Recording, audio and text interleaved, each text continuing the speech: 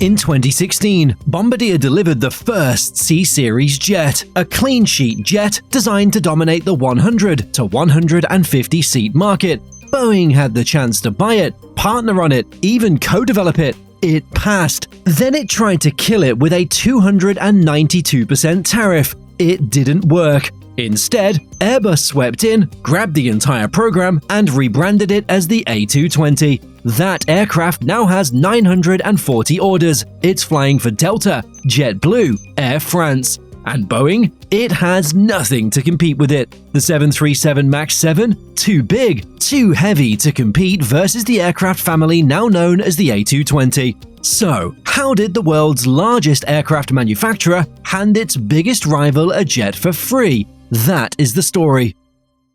Early 2000s, the aviation world is shifting. Airlines want small regional jets for short hops. They want big single aisles for main routes. But that middle ground, the 100 to 150 seat range, when airlines come asking for a modern aircraft in this segment, Boeing has nothing. The 737-700? Sure, but too heavy, too niche to make the economics work. Boeing had already stretched the 737 multiple times, from the 100 to the 737 MAX, baking in structural compromises like a higher empty weight that a clean sheet design would have avoided. Here's what Boeing missed. Aging A318s across Europe, aging 737-500s in the US, fuel prices climbing, and airlines desperate for efficiency in a segment that Boeing had abandoned.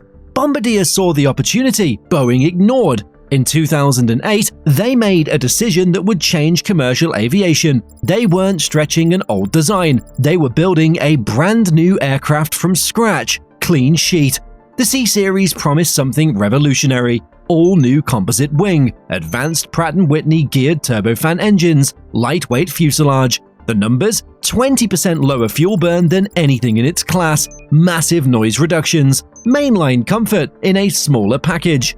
The C-Series came in two variants, the smaller CS100, 100 to 120 seats, later the A220-100, and the larger CS300, 120 to 150 seats, later the A220-300, both optimized for 100 to 3,000 NM routes with mainline comfort. Boeing's reaction? It did nothing. No counter-program, no acquisition attempt, no partnership offer. But what Boeing didn't realize was that this aircraft would expose everything wrong with its strategy, and the consequences would take years to fully unfold. The C-Series begins flight testing, and the results shock the industry. Impressive fuel burn numbers, operations run extremely quiet, perfect for noise-sensitive city airports. The cabin feels like a proper narrowbody, not a regional jet. The 2-3 seating features 18.3-inch wide seats and larger windows than the 737, delivering a premium passenger experience that older jets and E-jets can't match. Airlines pay attention. Swiss became the launch operator in 2016. Their pilots rave about the handling characteristics, the cabin comfort, performance numbers exceeding every expectation. Then there's Air Baltic. Ex-CEO Martin Gauss becomes the aircraft's biggest advocate. He calls it a game changer for his airline. Under Gauss's direction, the carrier decides to standardize on an all-A220 fleet, pointing to its exceptional fuel economy and operational benefits. He even trains as a C-Series, later the A220, captain himself. That's how much he believes in this jet. Air Baltic starts proving what the C-Series can actually do. Long, thin routes to places like Abu Dhabi, Dubai, or Tenerife. High-frequency short hops around the Baltics and Europe. Gauss describes it as delivering the efficiency of a low-cost carrier with the connectivity advantages of a network airline. The aircraft becomes the backbone of Air Baltic's entire business model. Early adopters extended beyond Europe. Korean Air ordered 10 CS300s in 2011, committing to the jet for Asian routes and proving its global appeal before Delta's blockbuster deal. But the real earthquake happened in 2016.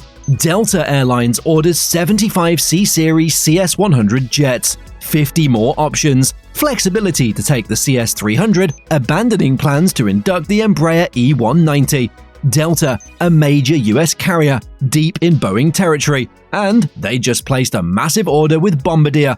Boeing suddenly realizes it made a mistake. This isn't a niche product anymore. The C-Series is a legitimate competitive threat, and Boeing has absolutely nothing to compete with it.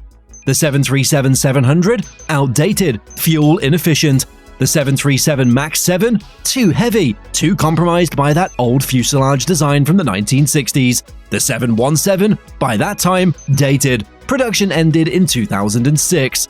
The C-Series is doing exactly what Boeing should have done a decade earlier, and now its limitations are fully exposed. So, what does Boeing do next? Do they innovate? Do they finally build a competitor? No, it lawyers up, and that decision would prove catastrophic.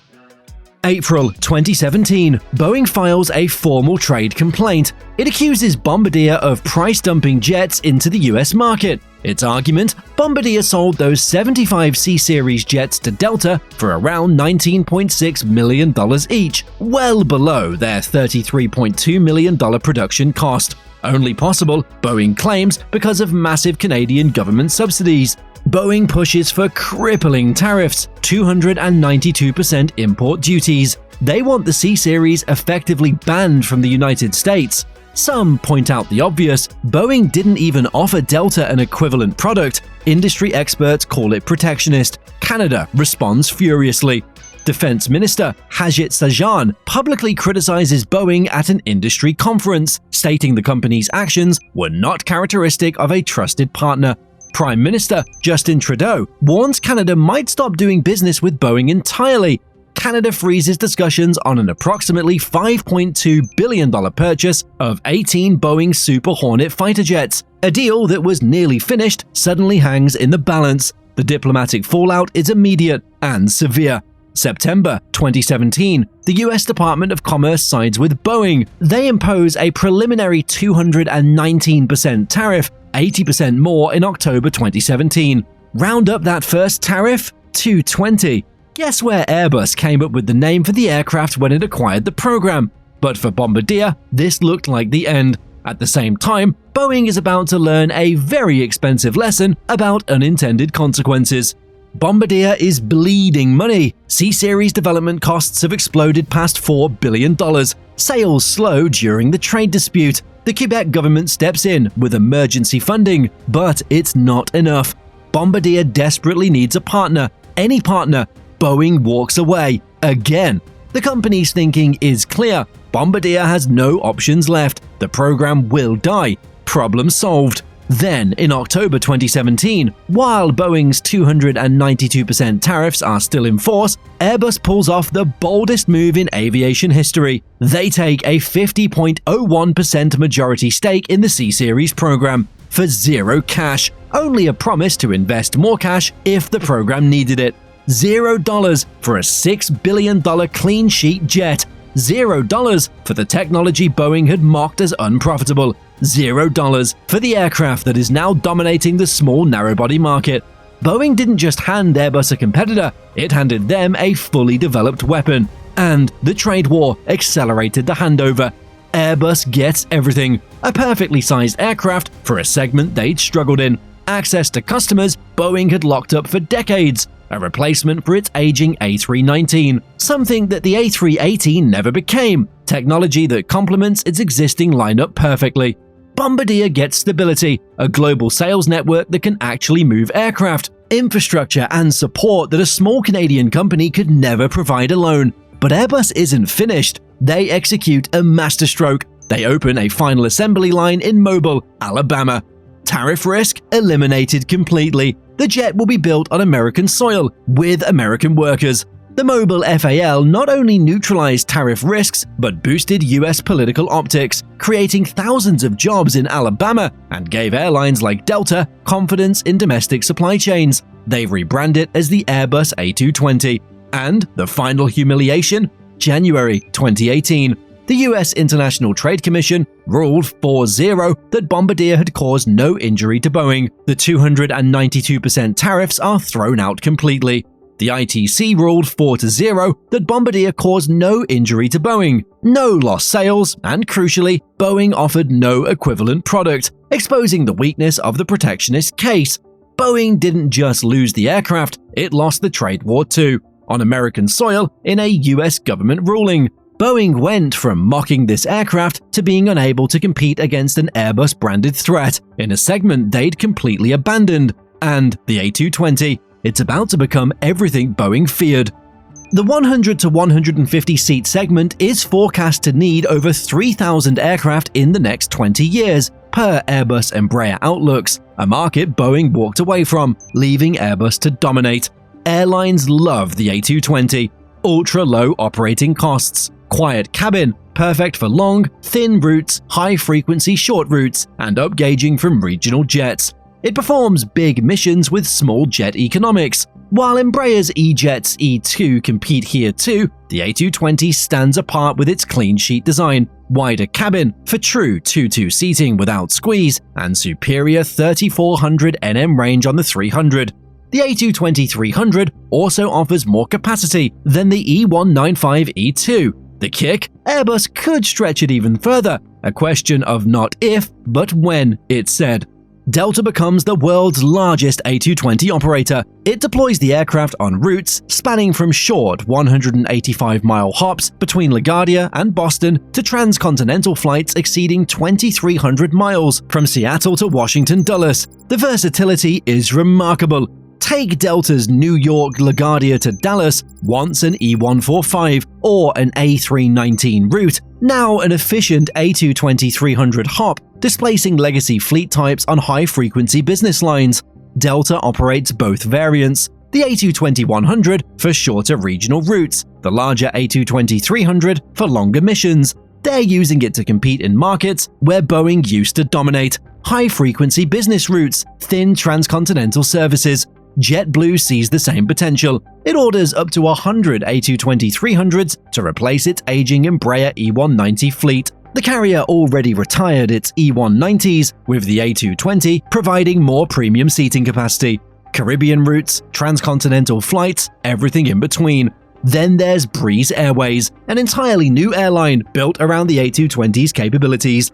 Founded by David Neeleman, the same guy who created JetBlue, Breeze is proving you can build an entire business model around this aircraft. They ordered 90 A220-300s and could eventually operate a fleet of up to 400 aircraft, per Neeleman. Transcontinental routes like Providence to Los Angeles, with base fares starting at just $99, routes that were previously uneconomical with larger jets.